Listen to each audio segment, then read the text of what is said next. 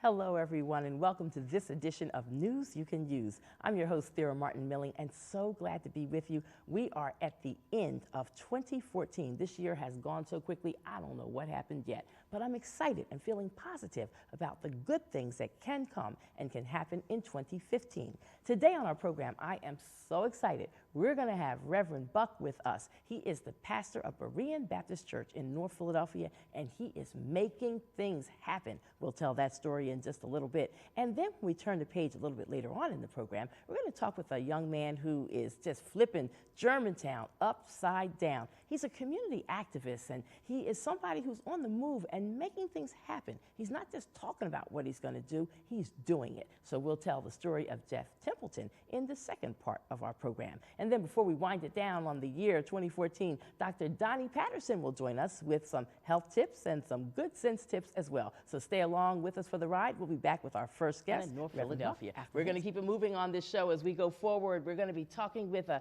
young man who is just fiery. I love his spirit. I met him when he knocked on my door about a year ago, maybe a little less than a year ago. And he started talking, and he had flyers in his hand, and I see him all the time going through the community, but he's not just talking, he's making things happen. I'm talking about Jeff Templeton. We'll be back to tell his story in a moment. Stay with us.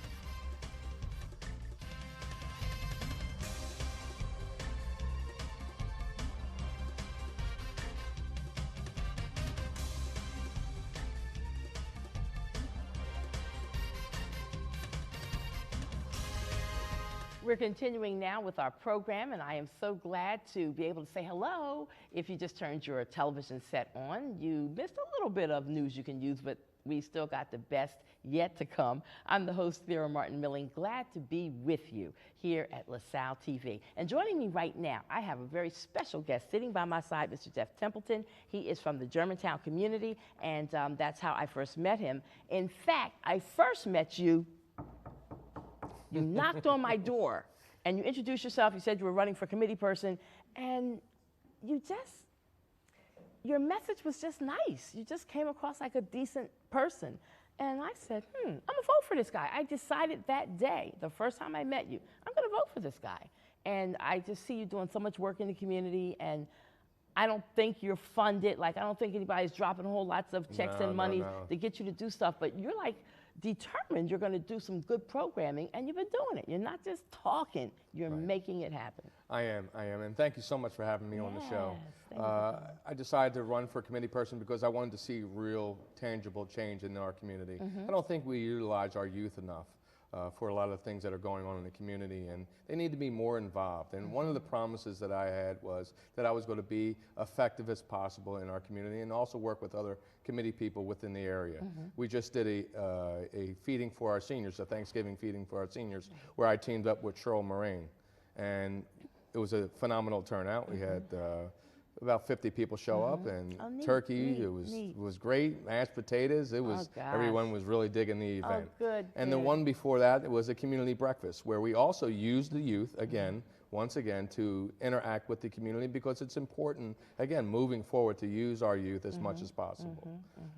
So now, where are you getting your ideas, and where are you getting your spirit and your energy? Because we need to duplicate you at least 1,000 times over just for Germantown, so that we can get more cohesive and start seeing more positive things happen for our neighborhood. Well, I get my inspiration from God, to be honest with you. I pray a lot, and I think that He provides me with a lot of these answers and techniques to go at the community with. Then you must be obedient, because see, God gives me stuff too. I have to confess, God gives me stuff like all the time, like ideas, like visions that can't possibly come from me. I mean, I'd like to think I'm a smart woman, but I ain't that smart. I'm not always obedient. God gives it to me, and then He says, like, do it.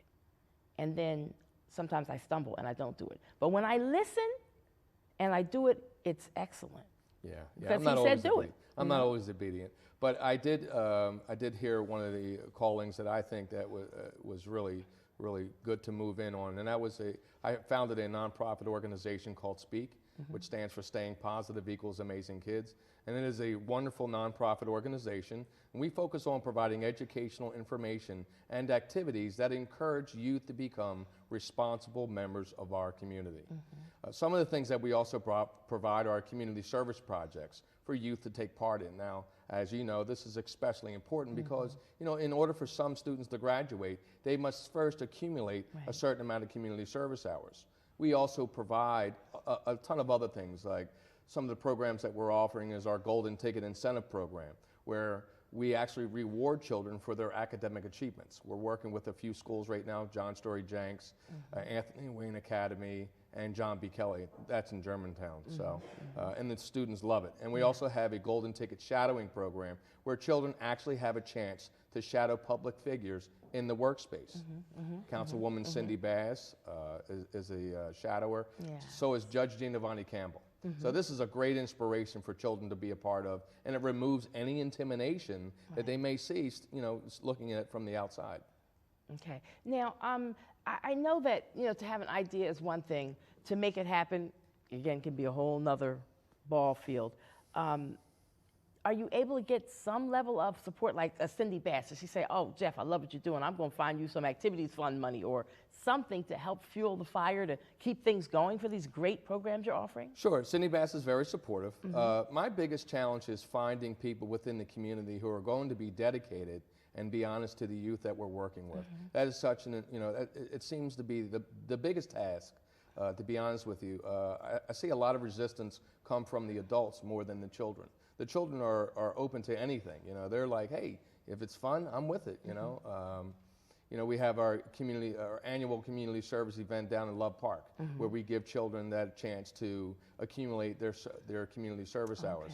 And we just had it this November, where we fed the homeless. In fact, I think I saw you in November 8th. November 8th. And that I missed it. Yeah, I mentioned it to you. Yes. And it was a great turnout. We had about just over 200 people show up.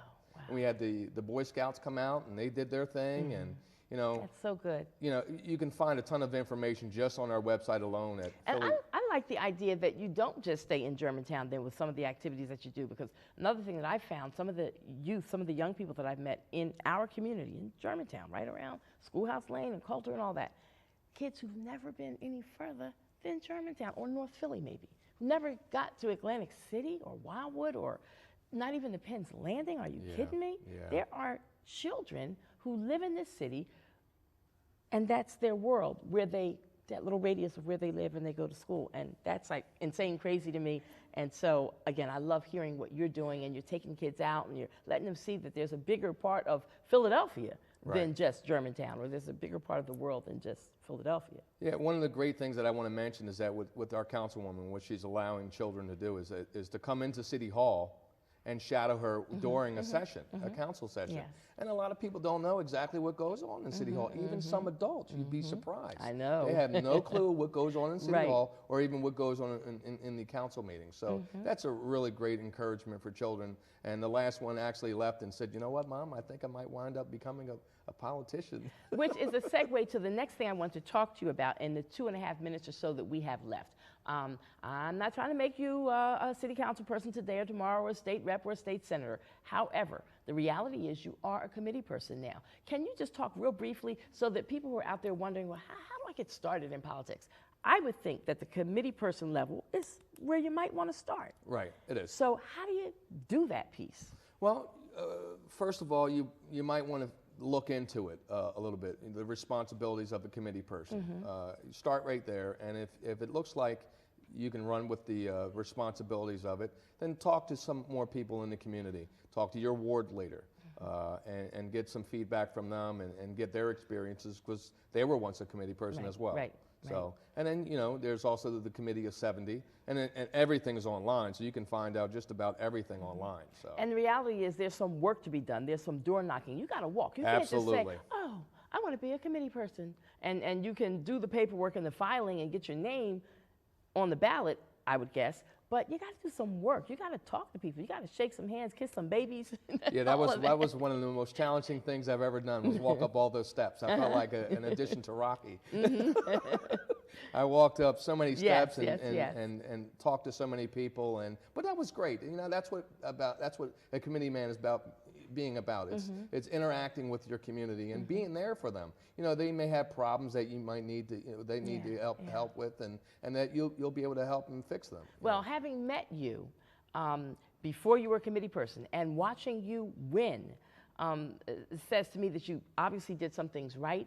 I wish you well with your future endeavors. I wish you well as a committee person. Thank and you. I see where you're already making a difference in the community. Thank you so much. We thank you for being a part of our That means community. a lot. Thank Keep you so up much, the Steve. good work. Thank and you. thank you for bringing Cheryl Mulrain, even though we don't see her on set today. Now she knows where the studio is, and I know she'll be back at another time, perhaps with you again. There's a whole lot of great things happening at Happy Hollow and throughout that whole community, and we want to blast it to the world and tell people about it. Germantown's a wonderful place. Yes, it is. I agree. All righty, we're going to keep it moving as we wind it down on this last show for the year of 2014. We're getting ready to head on over to Dr. Donnie Patterson. She's got some health tips. And to our viewers, we thank you for checking us out on news you can use. Be positive as we go into this new year. I think if there was any New Year's resolution that all of us could make, possibly, that would be to be kinder to each other, to speak to each other, to talk neighborly to each other, and to love our city and respect our city and not to trash our city, and just be positive as we go forward. So Happy New Year, everybody. Peace and blessings from all of us here at LaSalle TV. And to you, thank you for joining us. Thank you so much. All right, take care, everybody. Happy New Year.